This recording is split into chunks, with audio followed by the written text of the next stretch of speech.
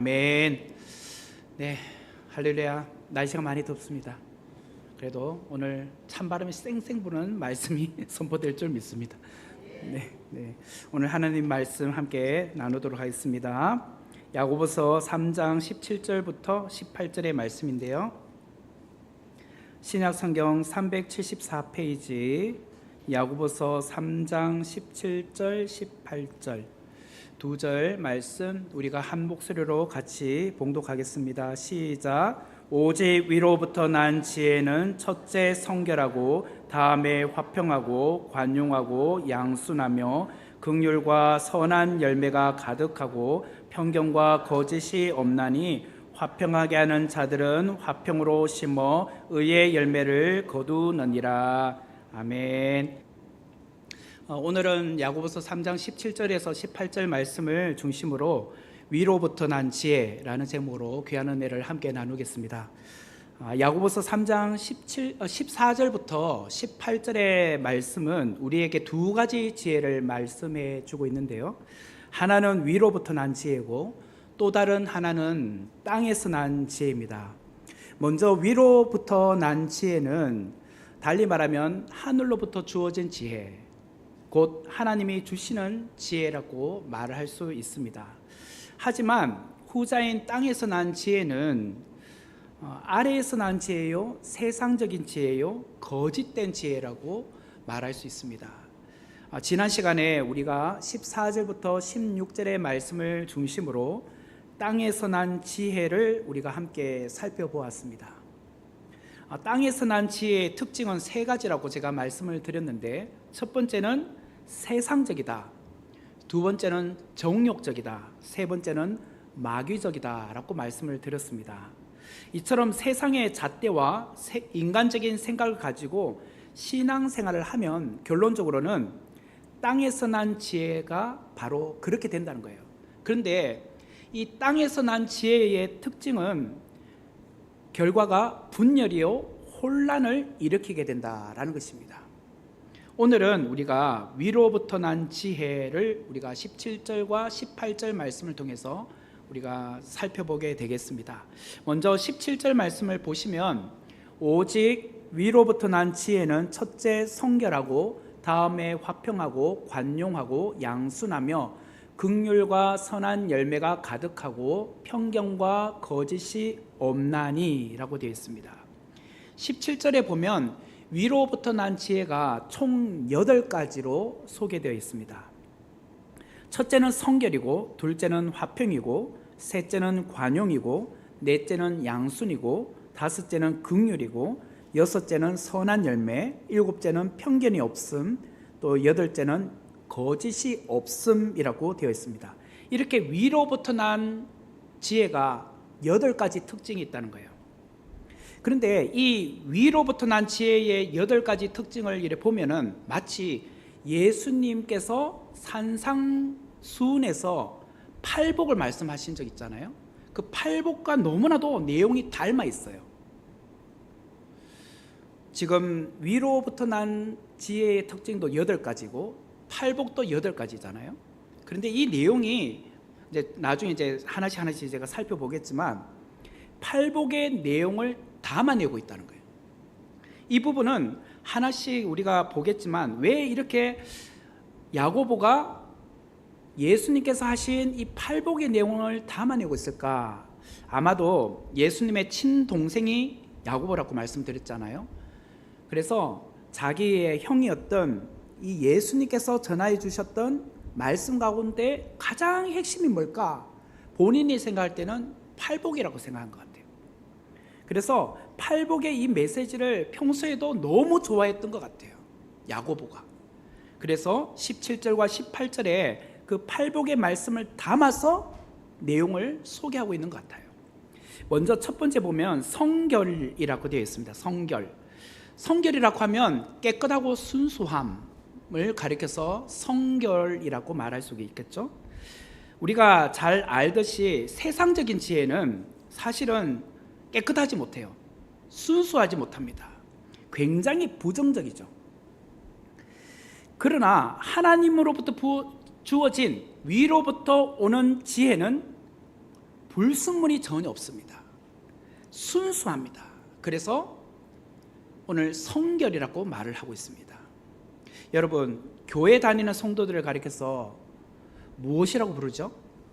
성도라고 부르죠. 성도란 말을 한자로 말하면 거룩한 물입니다. 거룩할 성, 물이 도자 해서 성도, 거룩한 물이라고 말합니다. 하나님의 자녀로서 갖추어야 할 것이 있다면 그것은 거룩한 물이니까 성결해야 된다는 거예요. 그래서 성도라고 부른다는 거예요. 주님은 우리의 신랑이 되시고 우리는 그분의 신부잖아요. 그렇기 때문에 신부에게 가장 중요한 게 뭘까요? 성결이에요. 깨끗함, 순수함을 유지하는 것이 중요하다는 거예요. 창녀와 신부, 신랑의 부인이 신부죠. 이제 천주교 신부를 말하는 게 아니라 창녀와 신부의 차이점 뭘까요? 창녀와 신부의 차이점. 그렇죠. 얼마나 아름다운 미모를 가졌느냐, 이게 중요한 게 아니라 얼마나 순결하냐가 중요한 거죠. 창녀는 얼굴이 아무리 이뻐도 화장을 정말 이쁘게 해도 순결하지 못합니다. 그러나 신부는 다르죠. 혹 창녀보다 얼굴이 조금 떨어진다 할지라도 성결한 여인이잖아요. 마찬가지로 성도라고 하면 가장 중요한 것은 거룩해야 된다. 이걸 오늘 우리에게 말하고 있습니다. 구약시대 대제사장을 여러분 잘 아실 건데, 대제사장은 이스라엘 백성들의 영적인 지도자였습니다. 대제사장으로서 직무를 감당할 때 항상 머리에 보면 관을 쓰고 있습니다. 이제 한번 화면을 보시면 흰 관을 쓰고 있는데 저기 위에 잘 안 보일 수도 있겠지만 여기 흰 관이 있고 거기에 보면 이마에 금태를 두르고 있습니다. 금태. 거기 금태에 무엇이라고 적혀 있냐면 여호와께 성결이라는 말이 적혀 있어요. 여호와께 성결, 이 말이 적혀 있어요. 출애굽기 28장 36절에서 38절의 말씀 제가 한번 읽어볼게요. 너는 또 순금으로 패를 만들어 도장을 새기는 법으로 그 위에 새기되, 보세요, 여호와께 성결이라고 하고 그 패를 청색 끈으로 관 위에 매되 곧 관 전면에 있게 하라. 이 패를 아론의 이마에 두고 그가 이스라엘 자손이 거룩하게 드리는 성물과 관련된 죄책을 담당하게 하라. 그 패가 아론의 이마에 늘 있으므로 그 성물을 여호와께서 받으시게 되리라. 지금 대제사장에게는 관을 쓰고 있는데 거기에 앞에 금태로 두른 여기에 정확하게 글자가 적혀 있다는 거예요. 히브리어로. 그게 이제 번역하면 여호와께 성결이라는 단어가 적혀 있다는 거예요. 오늘 야고보서 본문은 하늘로부터 주어진 지혜, 위로부터 온 지혜에서 가장 먼저 우리에게 강조하는 것이 무엇이냐? 많은 8가지 중에 가장 먼저 두는 것이 성결을 두었다는 거예요. 우리가 하나님의 자녀로서 이 세상을 살 동안 그러므로 가장 중요한 것도 또한 성결이라는 거예요. 성결. 야고보가 오늘 그것을 강조하고 싶어요. 그렇다면 오늘 우리에게 있어서 하나님께 성결이라는 것은 무엇이 있을까요? 어떤 것에 있어서 여호와께 성결해야 될까요? 세상과 하나님을 동시에 섬기지 않는 것에 있어서 성결하라는 거예요. 이걸 달리 말하면 두 마음을 품지 않는 것을 말해요. 두 마음을 품지 않는 것. 마태복음 5장 8절 말씀에 보면 팔복의 6번째 복이 나옵니다. 이제 드디어 성결과 관련된 팔복이 나와요. 마음이 청결한 자는 복이 있나니 그들이 하나님을 볼 것이며, 이게 팔복 중에 6번째 복인데, 마음이 청결하다라는 것은 내 마음 속에 두 마음이 없다라는 거예요. 두 마음을 품지 않고 한 마음만 품고 있다. 신부는 신랑에게 한 마음만 품어야 되잖아요. 신랑에게도 마음을 품고 또 이전에 사귀었던 남자에게도 마음을 품으면 안 되겠죠. 이거는 큰 문제입니다. 그죠? 두 마음을 품는다는 것은 달리 말하면 영적 간음을 하고 있는 거예요. 이제 또 우리가 나중에 살펴보겠지만 야고보서 4장 4절 말씀에 보면 이런 말이 나와요. 가늠한 여인들아, 세상과 벗된 것이 하나님과 원수됨을 알지 못하느냐? 그런즉 누구든지 세상과 벗이 되고자 하는 자는 스스로 하나님과 원수되는 것이니라. 세상과 벗이 된다는 것이 곧 하나님과 원수된다. 달리 말하면 두 마음을 품고 있다라는 뜻이겠죠. 그래서 우리가 이 땅을 살면서 늘 이걸 염두에 둬요. 무엇이냐? 하나님께도 마음을 두면서 또한 세상에도 마음 두는 거, 양다리를 거치는 거. 이거는 영적 간음이라는 거예요. 영적 간음. 교회를 다니고 있지만 나의 생각이나 나의 관심이나 나의 가치관이 세상적이고 정욕적이고 마귀적인 땅에서 난 지식으로, 지혜로 살아가고 있다면, 그것을 더 좋아한다면 무엇을 하는 거냐? 영적 간음을 하고 있다는 거예요. 세상의 물질이나 세상의 풍요를 하나님보다 더 좋게 생각하고 추구하고 있으면 그 또한 무엇이라고요? 영적 간음을 하고 있다는 거예요. 우리는 실제로 외간 여자와 간음하지 않으면 간음이 아닌 줄 알았죠. 아니에요. 오늘 정말 중요한 말을 하고 있어요. 야고보가 이 8가지 하늘로부터 주어진 지혜에 대해서 이야기하면서 가장 첫 번째로 중요하게 본 것이 성결이라고 하는 거잖아요. 성결. 성도가 하나님의 지혜를 가장 먼저 구해야 될 게 있어요. 우리가 하나님으로부터 지혜를 구해야 되죠. 근데 가장 먼저 구해야 될 지혜가 뭐냐? 하나님, 제가 성결하게 해주세요. 이걸 구해야 하는 거예요. 오늘 우리가 살면서 세상과 하나님을 동시에 마음에 품고 살아가고 있지 않습니까? 주일날은 분명히 내 하나님을 정말 마음에 두고 전부인 것처럼 생각하는데, 막상 또 월요일부터 토요일까지 세상에 살면은 전혀 하나님하고 상관없이 살아가고 있지 않습니까? 세상의 물질이나 세상의 가치관이나 세상 것에 너무 침체하다 보니까 우리 안에 성결을 잃어버려요. 그러면 뭐라고요? 영적 간음을 하고 있다는 거예요.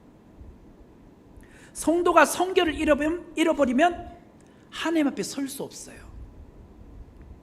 야고보서 4장 8절에 보면 또 이런 말이 나와요. 하나님을 가까이 하라. 그리하면 너희를 가까이 하시리라. 죄인들아, 손을 깨끗이 하라. 그 다음 말이 중요해요. 두 마음을 품은 자들아, 마음을 성결하게 하라. 두 마음을 품는 자들아, 마음을 성결하게 하라. 자, 오늘 여러분 여기에서 정말 자유하십니까? 두 마음을 품지 않고 정말 성결하게 살아가고 계십니까? 목사님, 저는요 한 번도 그렇게 이성적으로 문제가 없어요. 깨끗해요. 제가 지금 그런 이야기 하는 것이 아닙니다. 영적 간음에 대한 이야기 하잖아요. 하나님과 세상을 동시에 지금 마음에 품고 있는 거, 그 이야기를 하고 있어요 지금. 그렇기 때문에 성도는 하나님을 가까이 해야 돼요. 하나님 가까이 하면 당연히 죄와는 멀어지게 됐죠. 그러면 나는 성결하게 된다는 거예요. 매 순간 하나님을 늘 묵상하셔야 돼요. 그래서 유기성 목사님 같은 경우는 늘 이런 말도 하잖아요. 24시간 늘 하나님과 주님과 동행하는 그런 운동도 펼치지 않습니까? 늘 주님과 동행한다는 건 뭐예요? 늘 내 안에 세상적인 생각이나 세상적인 잡념이나 세상적인 오락이나 세상적인 죄악된 것을 내 안에 들어오지 못하도록 막는 거잖아요. 그게 주님과 동행하는 거 아니겠습니까?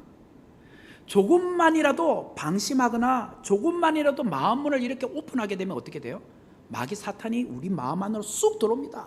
그 빈틈을 파고 들어와요. 그러면 어떻게 돼요? 성결을 잃어버리게 된다는 거예요. 그렇기 때문에 야고보가 위로부터 난 지혜 중에 가장 첫 번째로 오늘 말하는 것이 성결이에요. 성결. 그것은 사탄 마귀에게 빈틈을 주지 말라는 거예요. 하나님 외에 다른 것을 생각하게 하거나 하나님 외에 다른 것으로 내 인생을 치우지 말라는 거예요. 그러면 영적 간음이라는 거예요. 간음. 오늘 간음에 대한 정의를 지금 내리고 있습니다.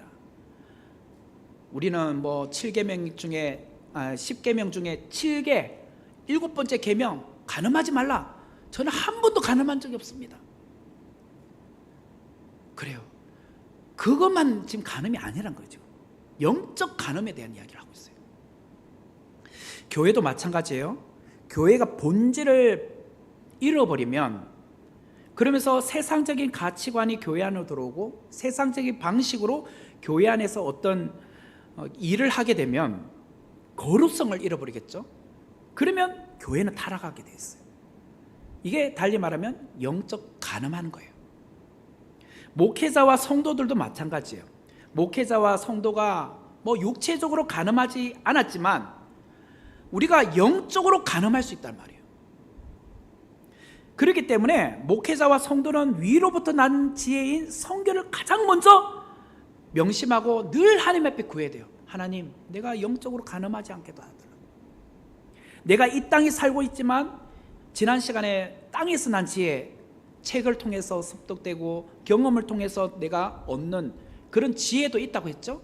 그게 그 자체가 나쁜 것은 아니라고 했잖아요.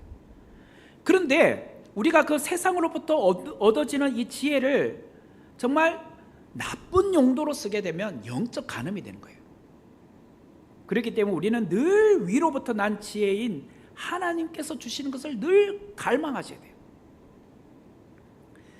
우리는 늘 하나님 앞에 이렇게 기도해야 됩니다. 하나님이시여, 나에게 하늘의 지혜인 성결을 부어주시옵소서. 죄악된 이 세상 가운데 참된 지혜인 성결을 소유하게 하여 주옵소서.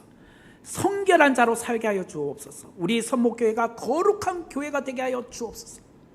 이스라엘 백성들이 왜 하나님으로부터 책만 받았습니까? 영적 간음이잖아요. 우상도 섬기고 하나님도 동시에 섬겼잖아요. 하나님을 떠난 건 아니에요. 하나님도 믿지만 이거로만 만족 못했잖아요. 그래서 바알과 아세라도 동시에 섬겼잖아요. 이게 문제인 거예요. 오늘 우리는 어때요?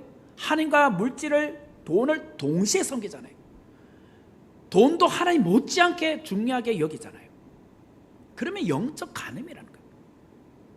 이상과 같이 야고보가 위로부터 난 지혜 중에 성결을 가장 우선순위에 둔 것은 하나님께서 우리를 성결한 자로 부르셨다는 거예요. 하나님께서 우리를 성도라고 부르신 것은 거룩한 무리라고 하셨는데 그것은 성결하게 살아라는 뜻이에요. 하나님만 나의 아버지로, 예수님만 나의 신랑으로 모시고 살아라는 거예요. 그걸 떠나면 성결의 삶을 잃어버린다는 거예요. 두 번째로 우리에게 말한 것은 화평이에요. 화평. 위로부터 난 지혜의 두 번째 특징이 화평이라고 나와요. 성결이 하나님과의 관계라고 했죠. 그러면 화평은 뭘까요? 사람과 사람 간의 관계를 말해요. 자, 이제 사람과 사람과의 관계예요. 아까는 성결은 하나님과 우리의 간의 관계. 지난 시간에 살펴보았지만 아래에서 난 지혜는 시기와 다툼이 늘 일어난다고 했잖아요. 그래서 공동체가 깨지기 쉽다고 했죠. 야고보서 3장 15절 16절 말씀에 보면 이러한 지혜는 위로부터 내려온 것이 아니요 땅 위의 것이요 정욕의 것이요 귀신의 것이니 시기와 다툼이 있는 곳에는 혼란과 모든 악한 일이 있음이라. 또 다음 시간에 살펴보겠지만 야고보서 4장 1절과 2절에 보면 너희 중에 싸움이 어디로부터 다툼이 어디로부터 나느냐? 너희 지체 중에서 싸우는 정욕으로부터 나는 것이 아니냐? 너희는 욕심을 내어도 얻지 못하여 살인하며 시기하여도 능히 취하지 못함으로 다투고 싸우는도다. 너희가 얻지 못하면 구하지 아니하기 때문이요. 지금 끊임없이 지금 아래에서 난 지혜, 그 이야기를 하면서 그 특징이 뭐냐? 사람과 사람 사이에 시기와 다툼이 있다는 거예요. 그러면 어떻게 돼요? 공동체는 깨지게 돼요. 교회도 이렇게 들어가 보면 교회가 왜 이렇게 분열이 있느냐? 다투기 때문이에요. 시기하기 때문이에요. 그러므로 우리는 늘 위로부터 난 지혜인 두 번째 화평을 늘 생각하셔야 돼요. 야고보가 말하는 화평은 또 예수님께서 말씀하신 팔복 가운데 7번째 복이라고 말하고 있어요. 7번째 팔복 가운데 보면 마태복음 5장 9절에 이렇게 나오죠. 화평하게 하는 자는 복이 있나니 그들이 하나님의 아들이라 일컬음을 받을 것이며 라고 나와요. 화평하게 하는 자라는 말을 달리 말하면 화평을 만들어내는 사람 이란 뜻이에요. 화평하게 하는 자는 화평을 만들어내는 사람, 영어로 말하면 피스메이커라고 해요. 피스메이커. 화평하지 않는 자리를 그 사람이 들어감으로 말미암아 화평이 돼요. 불화한 자리를 그 사람이 들어감으로 말미암아 평화가 만들어져요. 이게 화평하게 하는 자예요. 어떤 성도는요, 전도회나 순모임이나 성가대나 교사 모임이나 재직회 가면 그 사람이 있음으로 말미암아 와, 당신이 있으니까 우리 이 자리가 너무 좋아요. 화목과 기쁨과 웃음이 막 활기차고 평화가 이렇게 느껴지는데, 어떤 사람은 그 전도회만 들어오면, 순모임만 들어오면, 성가대만 들어오면 불협화음이 생겨요. 모든 사람 간에 막 서로 간에 막 다퉈요. 시기가 생기고 또 문제가 발생하기 시작해요. 그런 부류가 있잖아요. 위로부터 난 지혜인 화평하게 하는 사람은 항상 사람과 사람 사이를 어떻게 한다고요? 가깝게 만들어요. 가깝게 만든다. 화해를 가져오게 한다라는 거예요. 자, 그러면 여러분들은 어느 쪽에 속합니까? 지금 자리 한번 옮겨볼까요? 나는 화평하게 하는 사람이다 하면 이쪽에 앉으시고, 나는 화평을 깨트리는 사람이다 하면 이쪽에 앉으시고. 아무도 안 옮기시네. 집에 가서 스스로 한번 생각해 보세요. 여러분이 있음으로 말미암아 정말 사람들이 웃음이 막 피기 시작하고, 네가 있으니까 이 자리가 너무 좋아. 나 자꾸 있고 싶어. 이야기하는 것이 너무 좋아. 근데 어떤 사람은 있으면 네가 있으니까 좀 조심스럽다. 말하기도 불편할 것 같고, 다음부터는 이 자리에 오고 싶지 않고 그러시나요? 가정에서나 직장에서나 여러분 어떻습니까?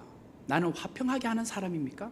화평을 만들어내는 사람입니까? 아니면 그 사람이 오면요, 편안했던 것이 막 폭풍이 막 치기 시작하더니 막 분쟁이 나고, 저 사람은 안 왔으면 좋겠는데 왜 와가지고 그러는 부류에 속한 사람이십니까? 제가 지난 주간에 이제 아내하고 휴가를 다녀왔잖아요. 그래서 이렇게 충청도, 전라도 쪽으로 쭉 해서 남해안 갔다가 부산 갔다가 이제 부산에 가서 이제 처갓집 식구들하고 또 시간을 보내고 올라오게 되었습니다. 근데 일정이 굉장히 빡빡했어요. 왜? 가는 곳마다 사람을 만났거든요. 근데 저랑 출발할 때부터 같이 간 목사님 계세요. 2박 3일간 같이 가신 목사님 계세요. 목사님과 사모님. 사실 그분들은 휴가 날짜를 저희들 하고 맞춘 거예요, 일부러. 제가 맞추자고 한 것도 아닌데 저희들은 그냥 아내하고 둘만 가고 싶은데 괜히 거기 와가지고 방향 뭐 그런 건 아니고 그래서 월요일부터 수요일까지 같이 움직였어요, 이렇게. 그래서 그 지리산의 화엄사의 계곡도 같이 이렇게 맨발 걸으면서 같이 올라가고, 계곡에서 물 담그고 같이 거기서 맛있는 것도 같이 먹으면서 했는데, 그 사모님이 무슨 말을 하느냐면 이런 말을 하더라고요. 다른 분이 함께 어디로 가자 하면 다른 이유를 핑계대고 안 갔을 거라는 거예요.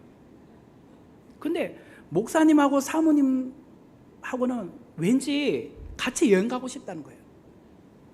그래서 늘 같이 다니면 행복하고 즐겁다는 거예요. 실제로 그런 말을 하시더라고요. 거기서 이제 계곡에서 물 담그고 있는데 그런 이야기 하시더라고요. 그래요. 그런 사람 있잖아요. 어떤 사람은 한 10분만 앉아 있어도 가시방석 같아가지고 빨리 일어났으면 좋겠다. 빨리 집에 가서 막 소화도 안 되고 그런 사람 있잖아요. 근데 2박 3일은 뭐예요? 3박 4일, 4박 5일 해도 계속 같이 있고 싶은 그런 사람이 있을 수 있잖아요. 여러분 어느 쪽에 속합니까?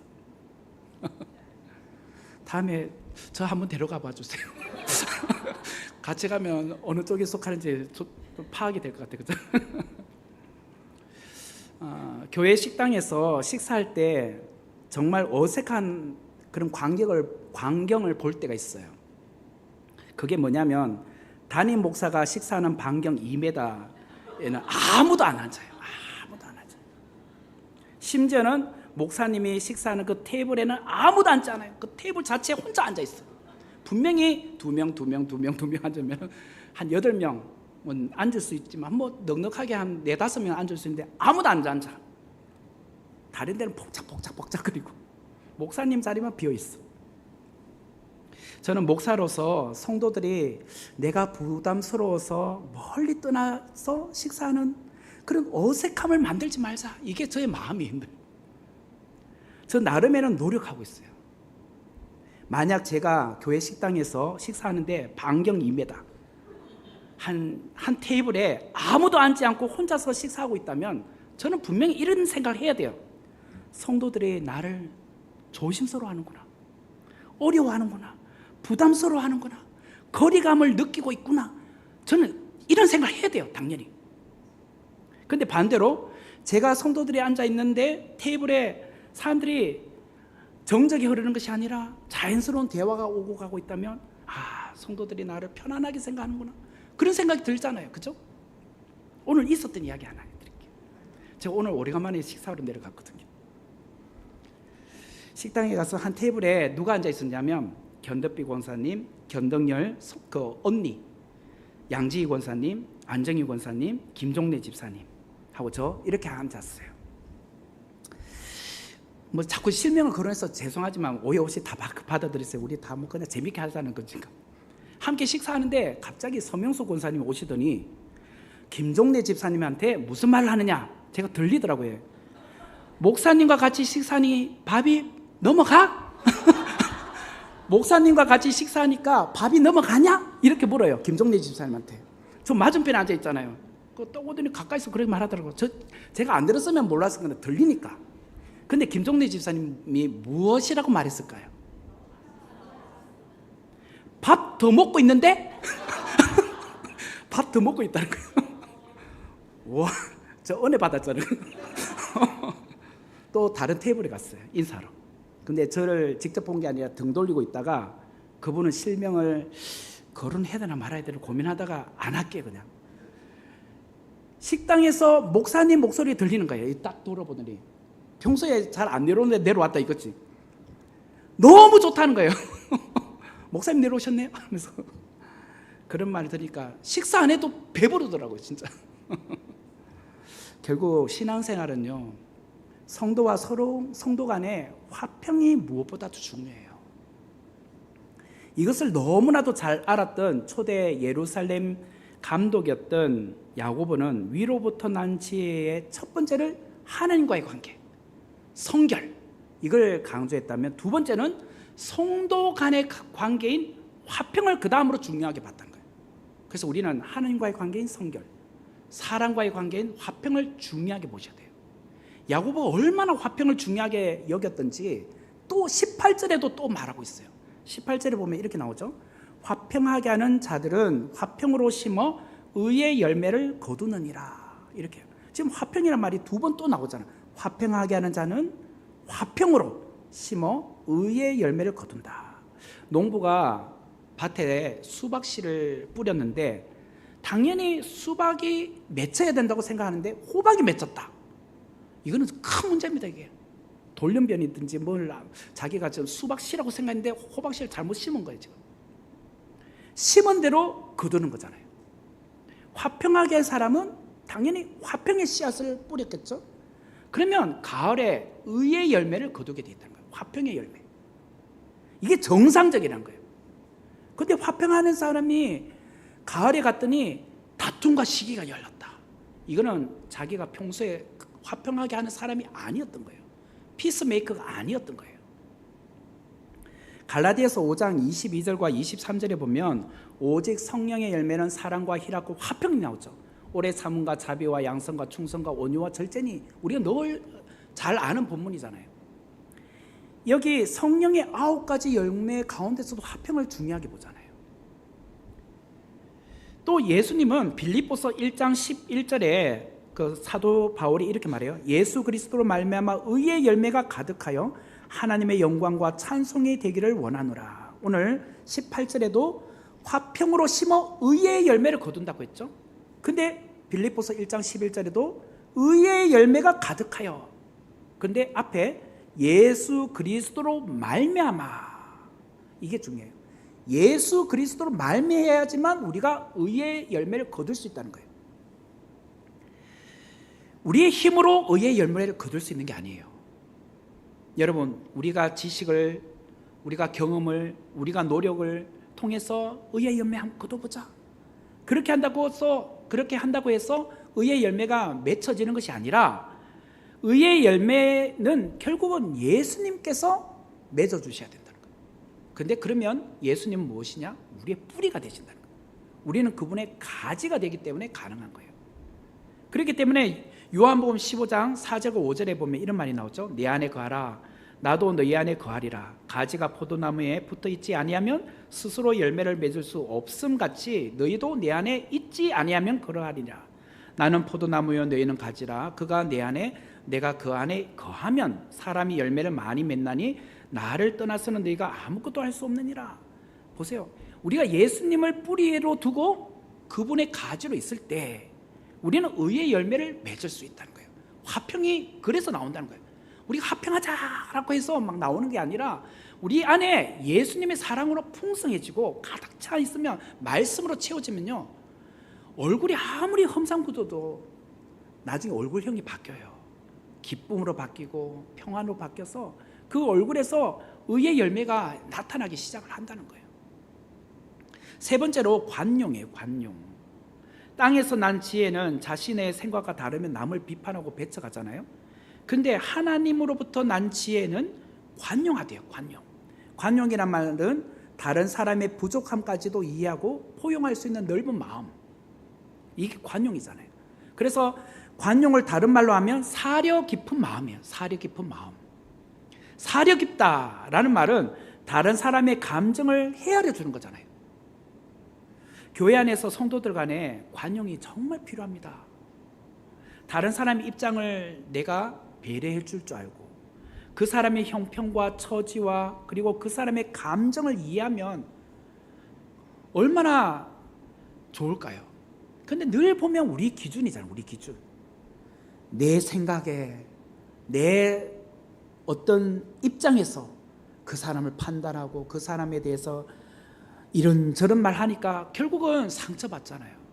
오늘 우리 교회 안에서 필요한 것은 배려예요. 관용. 그 사람의 마음을 한번 헤아려 보세요. 그러면 그럴 수도 있겠구나. 왜 저 사람은 저런 생각할까 하면서 자꾸 이렇게 날카롭게 생각하지 마시고, 그분의 지금 상황이 그렇지, 이해하고 그 사람이 지금 그런 상황에서 이렇게 할 수밖에 없겠구나 라고 배려하면 모든 것이 무난하게 지나갈 수 있잖아요.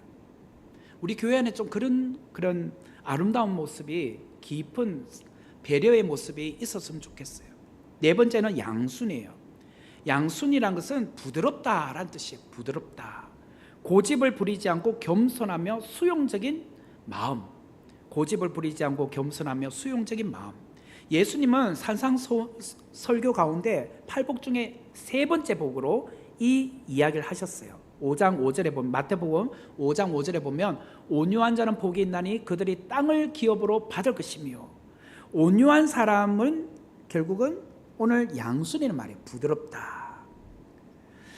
온유한 사람을 제가 이제 지난 시간에 말씀을 드렸지만, 이 성경 시대, 신약 성경 시대는 온유한 사람은 바보였어요. 선치였어요. 힘이 없었어요. 그 당시는 로마가 지배하기 때문에 정말 능력 있는 사람, 힘 있는 사람이 모든 것을, 땅을 차지했잖아요. 그리고 온유한 사람, 오늘 본문을 말하면 양순한 사람은요, 땅을 차지하지 못했어요. 무능한 사람이었어요. 근데 성경은 온유한 자는 능력이 없고 무능한 것이 아니라 바로 땅을 기업으로 받는다라고 오늘 본문은 말해요. 이것이 위로부터 난 지혜다라고 말하고 있어요. 그리고 다섯 번째는 긍휼이고, 여섯 번째는 선한 열매가 가득하다고 이제 또 이어서 17절이 나오죠. 긍휼이란 것은 고통 중에 있는 사람을 불쌍히 여기는 마음이잖아요. 고통 중에 있는 사람을 불쌍히 여기는 마음. 이것도 산상설교 중에 8복 가운데 다섯 번째 복이에요. 다섯 번째 복. 마태복음 5장 7절에 보면 긍휼히 여기는 자는 복이 있나니 그들이 긍휼히 여김을 받을 것입니다 라고 되어 있어요.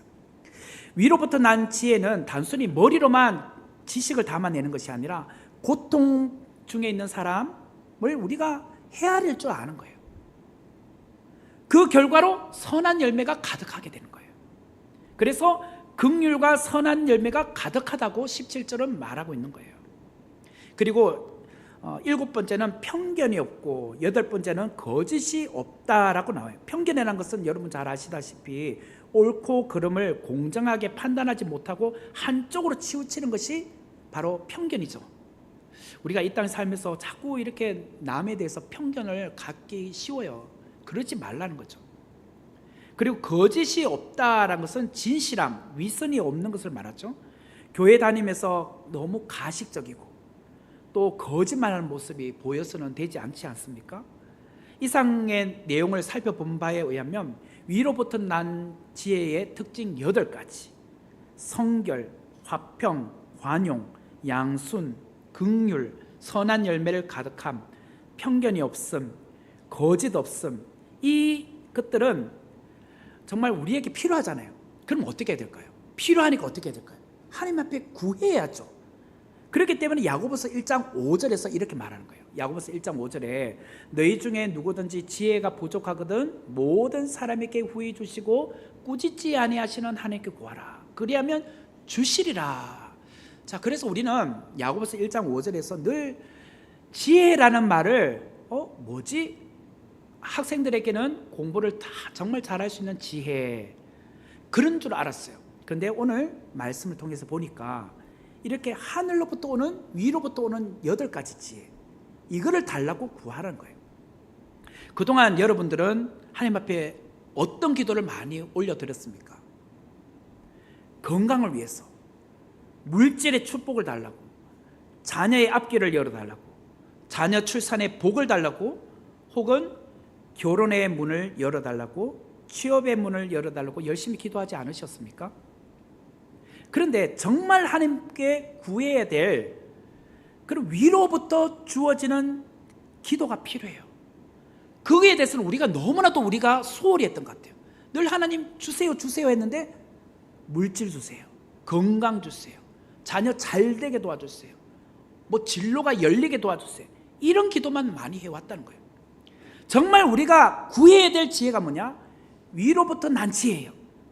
다시 말하면 오늘 8가지, 성결, 화평, 관용, 양순, 그리고 긍휼, 선한 열매와 편견 없음과 거짓 없음, 이런 것을 우리가 달라고 하나님 앞에 구해야 된다는 거예요.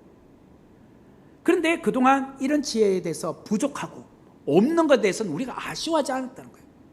그러면 오늘 우리가 이 8가지 지혜, 하늘로부터 주어지는 위로부터 난 지혜, 이것을 늘 우리가 구하며 하나님 오늘 내게 그 8가지 중에 이게 필요해요, 이게 부족해요, 저에게는 성결이 약합니다, 화평이 약합니다, 관용, 양순, 긍휼, 또 여러분에게 선한 열매, 편견 없음, 거짓 없음, 이런 각각이 있잖아요. 그걸 달라고 정말 구하는 우리 모든 성목교회의 성도들이 되시기를 바랍니다. 그래서 우리 모두가 하나님으로부터 주어진 지혜로 이 땅을 살아가는 자 되기를 주의 이름으로 축원합니다.